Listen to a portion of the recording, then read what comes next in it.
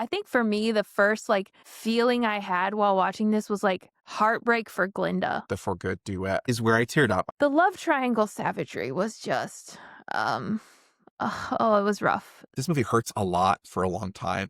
But it was so palpable in this version of the telling because they've colored in these characters so well up to this point. Like that Glinda loves both of them so much, but she's clearly not in the place where they are and maybe even isn't capable of getting there in some ways and doesn't quite understand that dynamic. And also she loves Fiyero, but he doesn't love her back in the same way. And you watch him like skate around the words, but it's clearly like cutting, like that he's like, yeah, sure, I'll marry you if that's what you want. Like, and and I like that she asks, that'll make you happy too, right? She does want that confirmation of like, that will make you happy. I'm always happy no matter what. Yeah, and I'm like, telling. oh no, that's so, very, very oh, that was so hard. Yeah. And you see it in her eyes in that moment, which I really liked too, is that you kind of see like, she has some acknowledgement that this isn't great.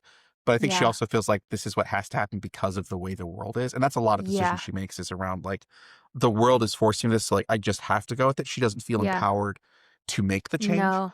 But they did do a good job of fleshing her out where like that sympathy is warranted. Like, I think based on what you've described in terms of like the stage show and stuff, like she's a little more two-dimensional in that at some points. And for sure. Yeah, I think sympathy is the right thing to have felt for her, even though we know she's making some wrong choices. I'll say this one also, the first one was like 75% through Elphaba's perspective. Like you had some Glinda moments. Yes. This one is not quite flipped entirely, but like, especially the first half of the movie is like almost all Glinda's perspective, which was I really liked that balance of like really seeing her side of it and getting to experience the story through her. It worked really well. And yeah, you felt for her.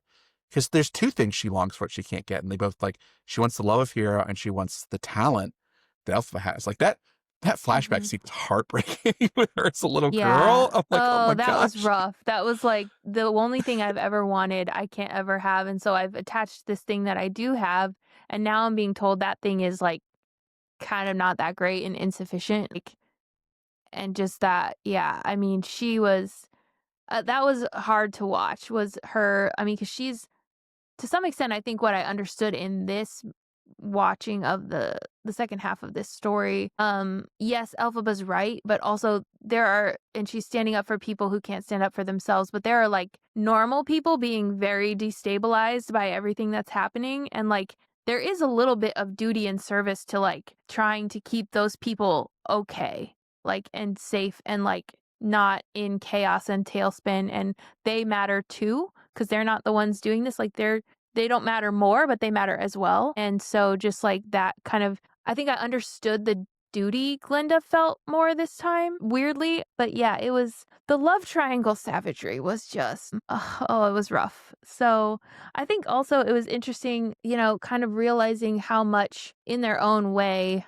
and there's all kinds of stuff, whatever. I don't really totally want to get into what everyone else's issues with what the story is and what the story isn't. But because I think there's plenty to talk about without that. That Fiyero and Glinda are both so drawn to Elphaba. Like, yes, it becomes about the bigger thing a little bit for Fiyero, but like before he totally owns that, like he's drawn to her. And I just like, am kind of curious because like, I don't know that I totally get why, like in some ways. And I'm wondering what you have, if you have any thoughts on that. I think I get why. And I think it's the ability to just tell the truth and to live in the truth in a way that both of them have felt blocked to. Like Fiyero just sort of sidestepped the harsh reality of the world and was like, I do what I want. I have fun. I just don't care. I don't look. It's fine. And like, she's like, no, I challenge this world head on. I see it for what it is and I fight to change it. And like, I think there's a bravery in that Fiyero just finds absolutely inspiring and encourages him to change in that way. And Glinda's honestly the same way. Like, she knows deep down Fiyero doesn't love her. She knows deep down, well, even deep down, just she knows she has no magical powers, but she's putting this face on for everybody. She's the girl in the bubble. She's like out there putting it out there, and like she's telling everybody else how happy she is, but you see it the entire movie. There's not a moment in that movie that I'm sort of like, oh, Glinda's so happy. Like, she does not feel happy. She's doing great. Yeah. Like, and it's that's the part that was heartbreaking, but like truthful in that. And I think they're both just attracted by Elphaba's ability to just be like, what do you mean you're just going to say these things and just do this stuff and just defy the wizard? Like, while Elphaba protests it, whereas Fiyero like kind of embraces it, she protests it, understanding it's probably the right thing, because she ultimately comes around to it. And she's trying to save Elphaba because she thinks it's too dangerous. It's not that she thinks it's wrong. She's no point is like, well, what you're trying to do is wrong, or like the animals really like Right. she never has the like, oh, I'm secretly racist too, but just like, oh, don't worry, I'm nicer about No. it. She knows it's wrong, and she's just like, but we have to change it from within. We can't fight the way you do. And She doesn't have the confidence that they can win that way. Elphaba has insane confidence, born of her situation a lot, in terms of like just recognizing the world isn't just and recognizing the world isn't fair, and that the only Yeah. way she can do is fight it. Right. But so many people don't make that choice. And they've probably both met, Fiyero and Glinda have probably both met tons of people who, maybe their skin wasn't green or that, but like they had similar situations and they just conform. They see it every time. Like, that's the choice Yeah. you make. Yeah. I had a kind of a sidebar theory. I don't think we talked about in the last one. Cause like when Fiyero shows up, like his whole like dancing through life, like to me, there's a darkness under there, like of like it's and I'm like, okay, he's royalty. He's been on the inside of the rooms, to quote another musical, the rooms where it happens. And he's seen probably some gross stuff, probably some unsavory decisions be made by people he cares about. And like, so I feel like from him, it's not like he thinks everything's fine ever. It's like the only way I know how to cope because like they won't listen to me is just pretend it's not there. And like to then I think that connects to what you're saying of his like, well, she's seen it and she's doing something about it. And that was always what I didn't know how to do or I couldn't do. And I feel like that is like, 'cause that was something his song about like nothing matters, but knowing nothing matters. Like it's just so intensely like, I don't know, the dark side of a 7 Enneagram kind of thing of Yeah, like, very much so. so I don't know. But yeah, that was interesting. And that scene, like you were talking about, just that idea of acceptance of and Matt says everyone online is joking about the calling it the sex cardigan. Elphaba's like shawl thing that she puts on, but I think there is something in that moment of that like trust of those two. Like she's taken off this like coat that's very much like her armor like this whole time, because even at the very end of the movie, like she's got She this puts like it back on. Yeah. she's got that on, but they're walking when they're both free together. She's wearing this like gauzy, really thin, like non-defensive kind of thing. And I think the like change between that and like letting, him into her, like to trust him, I think that was part of that, like that piece of it for sure. But that was a really well done scene, I thought. But yeah, then it's just like, it's gut wrenching when you think back to Glinda and everything that's going back on. You're like, oh, well, I have conflicted feelings about this whole situation. And like the other thing in this whole situation is like Glinda is in this system and she's kind of being manipulated this whole time. Not, I don't want to say manipulated, but like utilized or for sure used by Madame Morrible. It's like a mix of manipulated and sort of willful ignorance, I guess is the best way to put it. Yeah. But yeah. Madame Morrible's magnificent marketing mind is what I wrote down when I was thinking about her, because there's like so much going on that like I never really thought about before, or maybe it wasn't portrayed that way until this version, but like she's like the one, the wizard, but like she's the orchestrator of all of the propaganda and like making sure this is propped up this way and like telling everybody what to do, and every turn she gets she says the wicked witch. Like it's very, yeah. Danielle was saying that she thought like it was that in the and this is where I don't know the stage show, but she said she felt like in a stage show, Madame Morrible was the true villain. I mean, that the wizard was more of an oaf buffoon sort of like character. See, I never would have thought that, but I don't think she's wrong.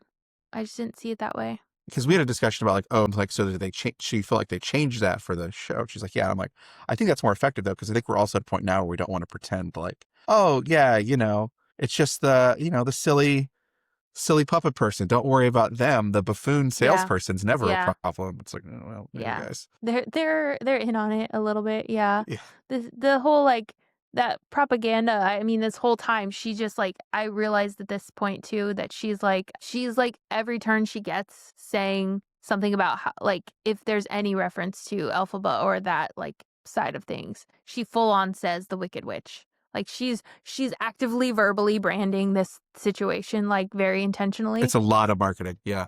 It's a lot of like, I mean, there were just stacks of like posters everywhere that they were ready to distribute, and like that was really interesting. And they have at a later point in the movie where Elphaba kind of comes back and they're having this conversation, and she says the line about no one believed in you more than me. And he's kind of talking to her about, like, she's like, well, I'll tell them the truth. And he's like, well, it really doesn't matter what you say, actually. Like, and he said something like, once folks buy there were two words that he said that I thought were really interesting: Blarney and hokum. They don't really want to buy anything else. And Blarney is fascinating to me because I was like, where does that come from? Hokum's interesting too, but Blarney like rang a bell for me, and I looked it up, and it is where I thought it came from. There's a castle in Ireland. I don't know if Yeah, the you've ever Blarney heard of Stone. this. The Blarney Stone. I have kissed the Blarney Stone, I have as well. and it's that's so funny. That's why we have the gift of gab. We do have the gift of gab. It worked, apparently. But yeah, it's supposed to give you the gift of, like, because Matt was like, oh, lying. And I was like, no, persuasion. What you do with it is your choice. But, like, the gift That's of what a persuasion. liar would say instead of liar. Persuasion. I mean, like, it's what we decide to persuade them on. But, like, yeah, the Blarney and Hokum, and he's like, truth is not fact or reason. The truth is just what everyone agrees on, which is troublingly true. Well, and he says something about, like, if I remember, the other one was like, once they believe, if something like questions it, they're only going to believe harder. Like, which I'm like, oh, Yeah. it feels accurate too. Yeah, he was like, once they believe that, they trying to get them to unbelieve, like, they don't. Like, it's like they want to dig in harder on it because it's comforting. They've given them absolutes. They've given them, like, an easy to hang on to story. Like, it's just kind of, yeah, that one was troublingly resonant. That whole scene of, like, yeah, okay, you can say the truth, but really we're not even scared of you doing that because, yeah. Yeah, no notes Face. on that. Just troubling. No notes on that? Just troubling? Just troubling. Just troubling. agree that it's troubling. Yeah, it's troubling. I think what's interesting, though, is Glinda was one of those people that, like, she did. I mean, everybody did, even Elphaba did, believed the whole thing at some point. And we see in the first film, Elphaba's, like, real on-screen deconstruction of what she thought who was the good guy, what this all was about, what everyone's intentions were. Like, her worldview is coming down and she's having to figure out how to rebuild a new one. And I think the Girl in the Bubble song is Glinda's messier version of that, in my opinion. Is that an added song, or that's the song that was? That is new. That is totally new. Yeah, it was interesting. That one is like, the line that stood out to me was, because all that's required to live in a dream is endlessly closing your eyes. It's a really good line. It's a very good line. But she gets into things about, I'm going to look it up because I tried to write some of it down, but I didn't get all of it. It was like parts of it where she said, basically, like, she's realized she's built her identity on this scaffolding that is false. And, like, what do I do about that? Because I also can't unsee that, which she says, Girl in the Bubble. I think Which that feels like a real turning point for Glinda, that song, like, which I liked. Yeah. Without it, it was, yeah, it definitely gives her more thoughtfulness, and, like, she's stepping out of that, like, kind of almost felt like in the first one she was trying to be a little purposefully obtuse, like, but I think this is, like, her kind of choosing to think about it. She says just the concept of the bubble in general, but, like, you know, that, like, kind of head in the sand, like, don't hear the truth a little bit idea, but then it's also floating above it all. And then she says, but the truth has a way of seeping on in beneath the surface and sheen, and blind as you try to be, eventually it's hard to unsee what you've seen. And so that beautiful girl with the beautiful life has a question that haunts her somehow. If she comes down from the sky, gives the real world a try, who in the world is she now? And that was a lot. It's real good.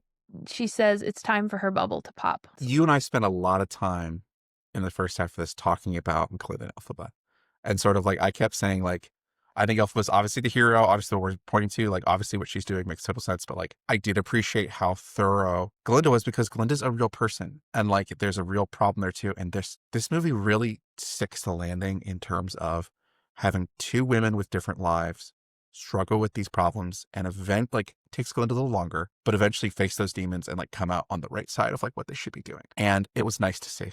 It was nice to not see, like, one of them had to be the bad guy in the end. And, like, it was nice to see them reunite. Like, I just don't think we get, especially a story with two strong female protagonists, which we really get enough of those anyway, but to have it end this way, right. This might be the only one I could think of. I hate to say that, like, no, in terms of major but it ones. really is. And that's kind of why I don't really want to, like, I hate a little bit. I mean, it is whatever you want to make of it, but, like, the way people are trying to paint their affection for each other, which, like, it could be, you could take it that way, but also, like, I think Was like romantic, or yeah, there's a lot of that does everyone's she love saying how I'm that they're bringing this complete ignorance of these conversations to You this? really are. I thought for sure It's you would have heard extremely that one. helpful, I'm sure. You're like, it's When you don't actually see quite spoilers, Lyndsey, you can't get context like this. I didn't like jump This up is last night true. and like This is go in and true. read everything.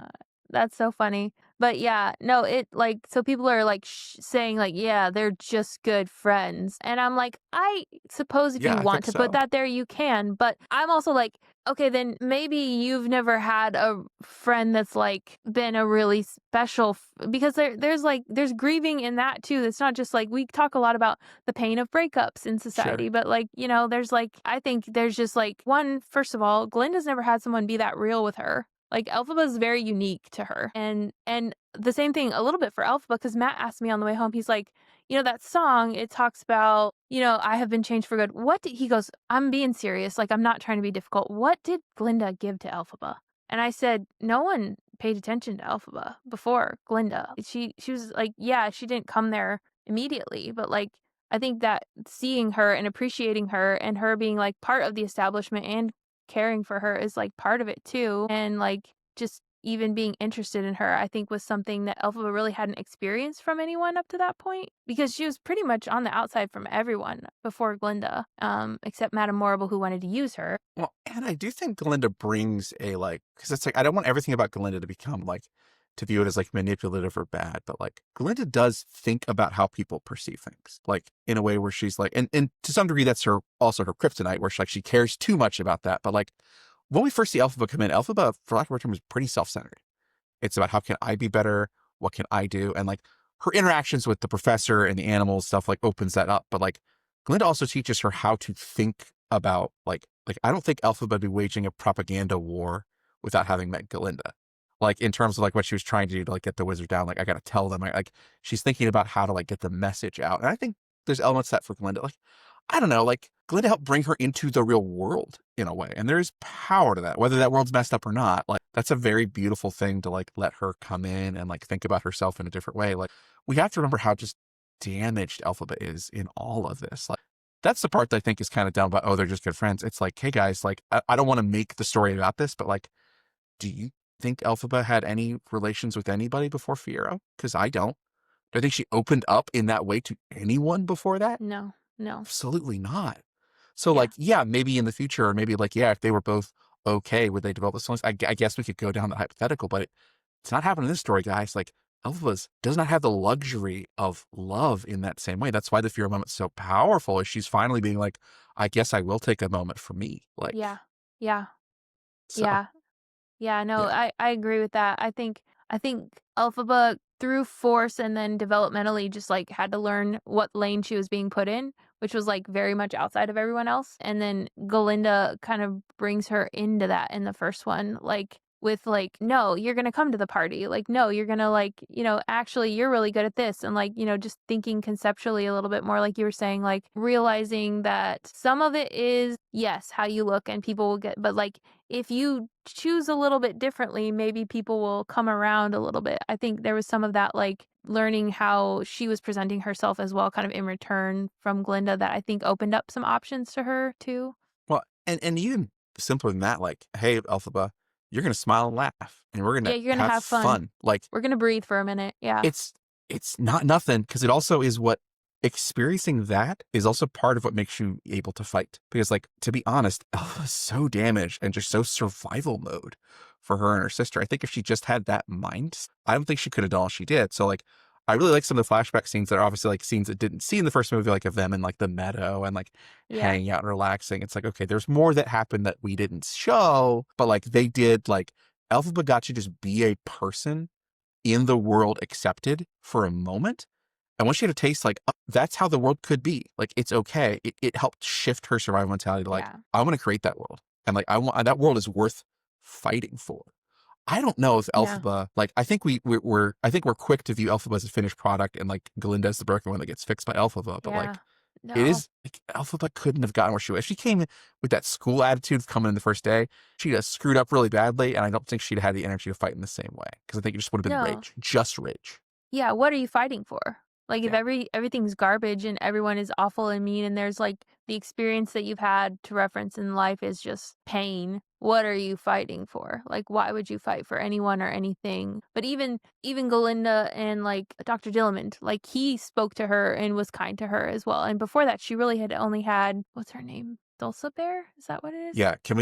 I need to do a quick sidebar on Dulcibert whenever you're ready for it, by the way. Yeah, sure. No, that's but I think that is, like, that was just kind of I wanted to touch on, like, that idea of because up to this point, this "No Place Like Home" idea, that was a new song too, That one which felt a little more forced than Girl in the Bubble. I liked it, but it felt a little more. it was a little forced, but it was also intense. It's so the I posted a couple TikToks after watching that, and the one that has popped off, which I'll decide what I do with this, but was so my strong-willed children who turned millennial evangelical girls, how we doing after that No Place Like Home song? The first line is, "Why do I love this place that's never loved me?" It's hard. It's rough. It's like this idea of like believing in a thing in a place, but you're like not sure why because it's kind of always been terrible a little bit. And it's just a lot. I got to pause you there. I think you're putting way too narrow lens on this because, like, how are No, I know. people living in America today? There's that too. I was going to get to that too. There's like that one. There's like a lot. Like it's like here, and then she goes into the land piece. But the Yeah. like first part about like Yeah. of like why do I love a place that never loved me? Like it gets to the broader story by the end, but the like opening line was just like, "Urgh." Yeah, no, like it. Yeah, no, it's definitely. I feel like I felt both of those parallels because they are feeding each other also in the real 100%. world. Yeah, absolutely. Like Yeah. that is feeding that, which is causing all kinds of chaos. But that idea that, she's starting there and she's like kind of this willing to fight, and then she gets into the no good deed kind of thing. And then because even Dulcibert, yeah, I mean, she gets from I want to fight, it's all worth it, to like kind of scorched earth. But there's a lot of journey in there in between. So you mentioned Dulcibert is part of that kind of in between where she runs into some animals kind of like almost literally underground railroading, like out of Red Yellow Roading. yeah. So thoughts on Dulcibert? All right. So I'm going to do my quick No, you're good. sidebar. Look, love this movie. It's really good. One moment pulled me out. And I wonder if you know where I'm going with this. It was, I miss your bear hugs. And No, I was like, didn't even guys. think about it. I was like, guys. I didn't even think about it. I but didn't even think about it. It maybe you sailed didn't. past, but like, yeah, it was cheesy. It was cheesy. I was like, did we need a pun there, guys? Just Like give in me this, a clock tick. That was what took me out of it. There were too many of those. we're like 7. I think it's going to be something I start saying just for the fun of it. Like, yeah, I almost did that when we first logged on. It was like just a clock tick. I want to take like a lesson on like how to talk Ozian. Because it's, as I said to Danielle, it's like a variant of Hunger Games, Capital Cities vibes. Like, It's a little bit. It's a little bit.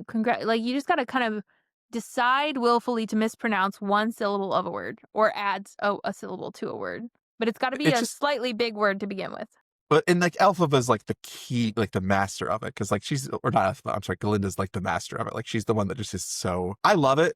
Clock tick didn't hit me nearly as bad as the bear. Anyway, I liked the moment. I don't know. It was sad to see it played out the way it just, there was some stuff that was convenient in the movie. Everyone just kind of comes back, and like at the end when, like, not to skip ahead to the end, but like the animals were kind of very metaphor-y in a way I didn't love. Like I would have liked a little more actual meat and potatoes to the animals at any point. Like I'm surprised we didn't have an animal character that was more prominent in the movie. That's true. We didn't. Yeah. I guess it was the lead monkey whose name I forget. History. Chistry, yeah. Chistry was kind of that, especially because like Yeah. the voice piece was really Had been important. taken away. Yeah. Yeah. But I don't know. Like they felt like a little plot devicey at a point that I was like, I would have liked them to have a little Yeah. agency a little more. I agree. So, Like that she would have been coordinating with someone who was trying to help, them fight back too, not just them run and hide. Like something like that, I think would have been. Yeah, I agree. Because they are kind of just like this item or tool that's part of the story rather than like participants in it. yeah, because like at the end, and this was like the discussion Danielle and I had a little bit, was like at the end when it's like all's good, Glinda just like kind of says something, and then like a bunch of animals pop up, and They I'm like, just oh, appear. Where did they appear from? well. Like, what? Yeah. And Danielle's problem was like everyone's just cool with it, and she's like, well, everyone's just been told these guys are bad for a while, and they're just like fine. She's like, I would Yeah. like to see a little more of the friction with that. But I kind of said like the movie's so gray and dark for a lot of it. I'm like, I think you just wanted to drive home in the end, like, hey, do good things happen. Like we need to at least get that as the Yeah. resounding message at the end. Yeah. Yeah. But We ran out it of was definitely time to simplistic. paint. Yeah. They Yeah. were, yeah, that was tough. And I think too, the idea of there is something to that of Elphaba has been on the outside generally from everyone else. But like in terms of her status compared to the animals, she has the privilege of actual power. Like actual like magical power. So like there's a bit of this like we gotta fight, guys. And they're like, yeah, that's cool for you. You can fly around and you can control things. We don't have that. So I know you'll keep fighting because that's who you are. And thank you for that. But we don't have the luxury of safety in that way. We have to do what we can do to be safe. And like the choice to leave versus not fight, like in those situations where people are choosing safety, like, and it is complicated. So she's got two sides of it. She's got family that literally is part of the establishment that's like not here for it. And then the other side that's like, you can fight, but I can't fight with you. And I won't actually even be hanging around because I can't. So it's like literally still just her, even the people that agree with her, which I thought was kind of rough, but Yeah. Well, one thing I like about the movie, though, because I think this is a complaint I had in the first one, was like, it can't just be about, the people that have the special powers are the ones that get to fight. Because like Elphaba is so unique in that. And in reality, like Elphaba doesn't, like, Elphaba uses her powers throughout this. She disrupts, but like, she doesn't actually stop the wizard with her powers by any stretch in this. Like, what stops the wizard is her ultimate sacrifice and like Glinda standing up as a result of it. And yep. and her getting allies that will fight, and like the monkeys, Yeah. like, so there is an element of like, because the monkeys are the notable exceptions, they do fight, and like they are Yeah.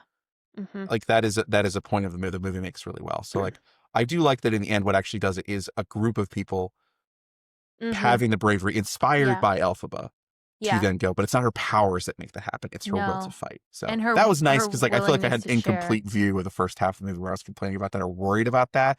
And Yeah. I think if you went back and listen to the first podcast, which if you're not, I'll say it for Lyndsey, please do, like and subscribe. But it's the it did critique I had in the first movie was answered in the second movie in pretty much a positive way. So like that's why I left this feeling really, really good about the Yeah. story and how it's portrayed. Yeah. But I don't know the stuff that was changed or and I know that's what this podcast is about, but like it at least felt to me that most of the choices were pretty Yeah. updated. We already talked about a few of the little moments that could have been better or Yeah. worded a little differently, but Yeah.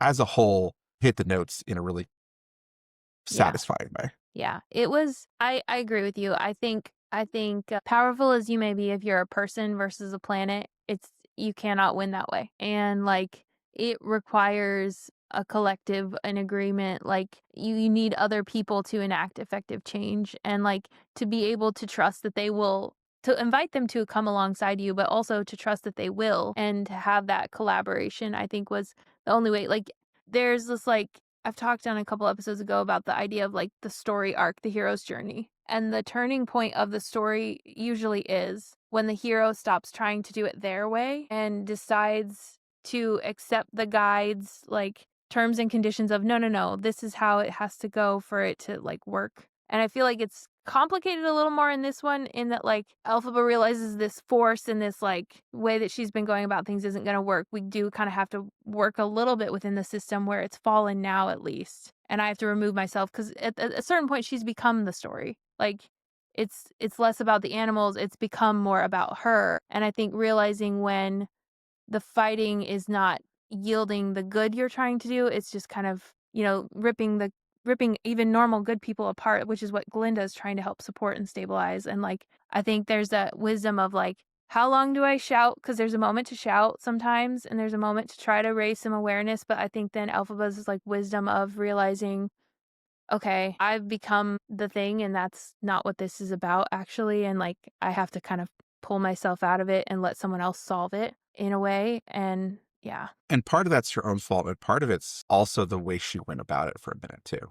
Like she did sort of lean into the Wicked Witch parts at times in terms of like some stuff. Like she was like, yeah, and it's just hard. Like this is the hard part about like when you're painted a particular way. Like she's like when she's disrupting the road and stuff, like all those soldiers see is that side of her. She doesn't get a chance to sit, and she doesn't like the way she spreads herself. And when she tries to, it's like, and this is just, it's a simple allegory story. So this is part of it. I'm going to beat up Glinda's tactics here, not, or Alpha's tactics here, but like when she tries to do it with the clouds and Madame Morrible like changes it and all that. But like what I love is at the end, she sort of co-ops the story they were telling about her. And she's like, yep, you built me up with this huge, huge thing. So if I change it to where I am defeated in this particular way, there's a momentum that comes with that too, Mhm. that they kind of get Mhm. to play into. And like Yeah. Glinda is very much seizing the momentum that came Yeah. from Yeah. what Elphaba did. But I also say like there's a little bit of luck in that too, in terms of like getting to get the wizard out of town and some other things. But like, I don't know, the power of it and just the firmness of how Glinda acted, knowing she now had a really important part in the people's hearts and minds, and like she had sort of taken the wizard's power a bit by being that public facing. Like they overplayed their hand because they never thought Glinda would rise Mhm. up or like Yeah. allow, like take that power for herself. Yep. And she does, and she does it in a good Mhm. way. And like Elphaba helps her to do that. That there was a power that it was kind of neat to see them basically beat Morrible and the wizard Yeah. kind of at their own Yeah. game. Yeah, they said, "All right, fine, I'm wicked, but you're not going to be a part of this victory that Oz gets over the Wicked Witch." Yeah. So like, And Glinda, the yeah. new champion, that's banners are everywhere. Like, yeah. Mhm. Yeah. No, So, that was huge. Like they flipped it on its head, and I think that's when it worked. And like Glinda had to choose to step into that a bit, and like, and that's tough too. and I feel like I wish we got more of like how Oz was before the wizard, because we get like hints and Yeah. discussion of it, like, but we don't really Yeah. get to see the golden age Yeah. of it. I would have liked like a flashback to like Dr. Dilliman being younger or something like that would have helped through some of the Yeah. context of this. Like especially the Yeah. animal relations piece. Like it would have been neat to see that a bit more. Because it's very much like all we get is like behind the wizard's face, there's Right. animals. Yeah. So we get hints of it, but in the same Yeah. way that like the flashback, because the flashbacks in this series, pretty much across the board, are extremely effective. Alpha's Mhm. flashbacks are really powerful. And Dizziness were very powerful in terms of like Yeah. helping establish character. Oh man, you feel for her so bad. Her mom's like, "Oh, you're beautiful, honey." That's all. I'm like, "Yep, that'll mess you up." Like, no wonder you feel the way you do. Yeah. So I would have Yeah. liked something a little bit more. And then I think that goes back to your critique of like Elphaba is just the only true champion for all the disillusioned people. It would have been nice to get a little more of a coalition with that. Yeah, I agree. I think it would be interesting because my mental concept of what state was Oz in that this random dude who wandered in on like just could take over and become this like that because I mean, if we're talking in this whole universe of like who that guy was, he was the sideshow kind of guy in Kansas. Like he seems a little schemy, but not like power mad necessarily as a person. Yeah, he's But definitely a tinker and inventor. So like he's definitely smart. Like I think it's yeah, weird to I don't think it makes any sense to portray the wizard as like oafish or dumb. And clearly he's no, not that in the movie because like he and Morrible are very much, strategic. yeah, they're very equal in just different ways they do things. If anything, Morrible's a little more evil because I don't think the wizard was like, oh yeah, let's drop a house on her. Okay, so you said the point in the movie where you did cry was for Yeah. good. Yep. I'm just gonna let you say whatever you want to say about that whole scene and that whole thing, whether it's personally or big picture or however you want to. Cause Yeah. yeah, There's a couple things with it, like, and Danielle pointed this out to me because she's like, in the first part, you like see the writing, like in the first movie, like the writer, and you assume it's Fiero. And the fact that it is like the person kind of writing to Elphaba in the end, trying to like help her, the final person is Glinda, is kind of powerful. Like there's a moment where like she's like at her being in all black and like going out to see her and just like, I don't know, it just they'd already been through the Fiero thing, had their fight, like they were struggling and just recognizing like, hey, this is really the end. And like Elf was kind of saying that, like, hey, it's kind of over here. And Glinda's still trying to save her, but just like, if this isn't the end, I'm going to tell you how I feel. And they both taking that moment for brutal honesty and just, I don't know, we just don't get a lot of stories where two people view each other as equals. Like, even though there's a big power dynamic between the two of them, there's like obviously stuff that Glinda can do that Elphaba really respects. Like, Elphaba does not look down on Glinda at all, no, or she vice does not. versa. And so Yeah, just two women, both of whom have had a lot of tragedy. Because I think this movie does a good job of like reminding you that Glinda does not have a great life. Like everything she has that's look good is a lie. And there's a certain tremendous sadness that comes from the fact that she's never really got what she wants. And honestly, like to a big degree, like, because a lot of times characters don't get what they want in a movie. It's because they did something wrong and they don't know why. Like they don't know they did it Yeah. wrong or they think they're okay. Yeah. Like Glinda doesn't even have that. She's not. She was doing At what they best, told her she's a to little do. shallow, but like understandably so given her upbringing, and she gets over it pretty quick. Like she's a good person. And like it's just nice to see the two of them bare their soul and just not have it be something that's like it didn't feel like a plot device, which I thought it would. I thought it would be something that would be really cheesy, like because musicals do it all the time. And it was just like it just was a beautiful moment, and we don't get a lot of those in cinema sometimes. And this was a really big IP to take on, a lot of eyes riding on it. And like, I know that's a moment that I feel like was pretty close to the original in terms of how it was staged and done, but like it had the weight it was supposed to. And as a person experiencing it for the first time, I was hit by it in the way I think so many were watching the musical 25 years ago. So if you're a person that loved the musical or isn't familiar and watches the movie, like there is just real value in what the story is trying to do and how it's trying to portray these women as genuine people who love each other, who have had a profound impact on each other. Yeah. So it just felt very earnest to me, and it did. I teared up.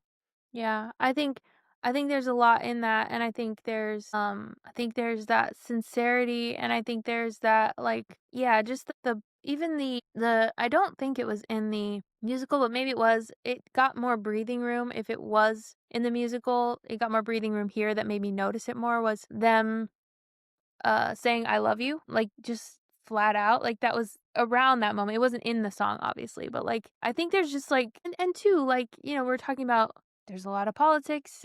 People are on different sides. People are going about things differently. They view things a little differently, what should and should be done. These people don't agree on a lot still. And yet they are able to continue their relationship, communicate, and like express that deep sense of care and meaning for each other to each other, and know that they're safe with each other even if they don't agree on the way that they're going about everything, or what they're doing, or that they can't go with each other. Maybe they don't disagree even on some parts of it, but like but my truth means I have to be here and I have to do this, and I don't get to be with you the way we were. Like I think there was somebody, it was a different thing entirely, but I was thinking about that song feels a little bit like yes, it's talking about how much we mean to each other, but like your point, there's this goodbye piece of it, of like the kind of like the pre-grieving a little bit. And I think that's just really, we don't do that a lot. We don't, like, especially about things that aren't just like death. Like we don't grieve losses that aren't that explicit. And I thought that was just really, I've always felt like that was a really meaningful moment for those reasons, but also just for the whether you're thinking about it from a perspective of a friendship lost or just a friendship had. Like I think there's beauty in seeing the practice of expressing that appreciation, which is not always like we don't do that like as people generally. Not very pointedly, I don't think. At Yeah, least certainly not very well. yeah. So that was where I cried, obviously too, as you probably saw. Somebody's posted the video though of like the scene from The Wizard of Oz when Dorothy's down in the like thing, and they're like Dorothy down here waiting for them to finish singing for good, and like it's just like kind of playing in this like muffled speaker sound, and it's just her walking around crying, scared down there, and it's just that was pretty funny. I did like that one, but yeah, I mean, I guess if you're like reflecting back on this, like whether it's personal or cultural or both, like what do you feel like was your biggest like epiphany, for to use the pod title here?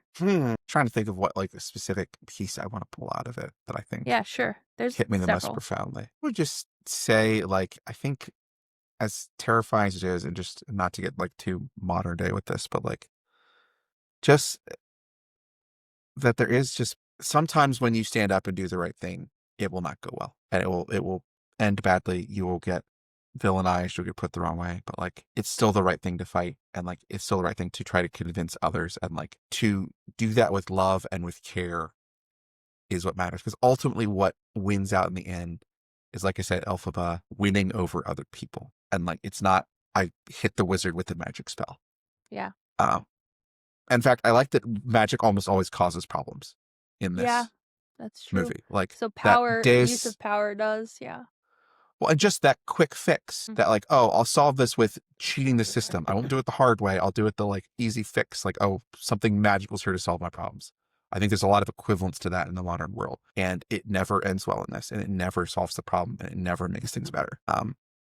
And just the fact that what wins out in the end is getting good people to stand with you to fight as well until there's enough of them that they're able to stand over, like that has power. And just like Danielle and I fought a little bit back and forth on this. Like I said, the end of the movie is very, and like I said, I think it's time. And just honestly, I said to her, I think it's both a mixture of time and there's a lot of younger kids that are going to see this movie because of what it is. So it's like, okay to just have the end be a little simpler and to be like, hey, this message is going to ring through really resonant that like, Yeah. if you do good and good people stand Yeah. up and take that and send the message, people will follow. Yeah. And so there's a beauty in that. And like, I want to just let myself love the beauty of it because I think this Yeah. movie, a lot of it's a slog for an Yeah. emotional person. It hurts. This movie hurts a lot for a long time in terms of how the characters are dealing with stuff, It what they're really going through. I does. feel so bad. I am way too empathetic towards Elphaba and Glinda, and I just felt that the whole movie. I was emotionally exhausted, especially the first half, with how messy everyone was being to each other. Like, I needed that just ice cream at the end of like, yeah, hey, and I think racism's over there's sprinkles, like it's good. right? But, like, I think to your point from earlier, this movie is trying to do something, and it has to understand I think that ending is understanding that we can only play by Elphaba's rules so hard and so much in this movie and have it work to some degree. We have to Glinda our end a little bit for us to have the exposure that we want to maybe have some kind of impact if we're going to, I think, to some degree, because yeah, it should be more complicated because if you think about what's actually happening, I mean, it's wildly more complicated than even what was in this. But I think, yeah, we had to have some of that parallel of not everybody thinks the way we do about movies and things like that. And so if we want, if movies are what I hope they are, which is a window into a story and a world and a thought that we maybe don't encounter in our daily life, and they can make us think differently in any way or make us more empathetic, they have to be approachable to as many people as they can, and I think that's where that got tidied up a bit at the end, but yeah. Listen, I'm okay with a lot of people not getting the undertones of this movie, but going to see this movie and having it impact them. Like, all day, Yeah. please go see this movie. Like, I want as many people Yeah. as I can to watch this movie because the themes are Yeah. genuinely really good. Yeah. And it earns the ending, even if it is a little simplified in terms of how quickly things, even if we don't, I think we all understand that it is not that simple, that there's a lot that's happening beneath the surface, but they definitely Oh, don't show it at all. They're just like, yeah, let's go. It's yeah. good. I get a little concerned sometimes by how many people don't see that this is trying to be about like this trying or they're but it it is what it is. Thanks for joining me again, PJ. Always a Yeah. pleasure.